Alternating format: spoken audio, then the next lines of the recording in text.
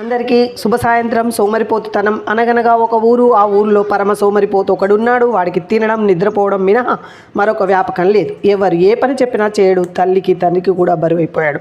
వాడిని చూసిన మిగతా వాళ్ళు కూడా సోమరిపోతులు అవుతున్నారు. అందువల్ల ఊళ్ళో వాళ్ళు నలుగురు చేరి వాడిని బ్రతికుండగానే పాడ మీద పడేసి కట్టి శ్మశానానికి మోసుకు వెళ్తున్నారు. దారిలో ఒకరు కనిపించి, ఎందుకండి అతన్ని అలా తీసుకుపోతున్నారు, కదులుతున్నాడే, బతికున్నట్లున్నాడే అన్నాడు. అందుకు వాళ్ళు, బ్రతికుంటే ఏం లాభం అండి, పరమ సోమరిపోతు ఇవితలి వస్తువు తీసి అవతల పెట్టాడు.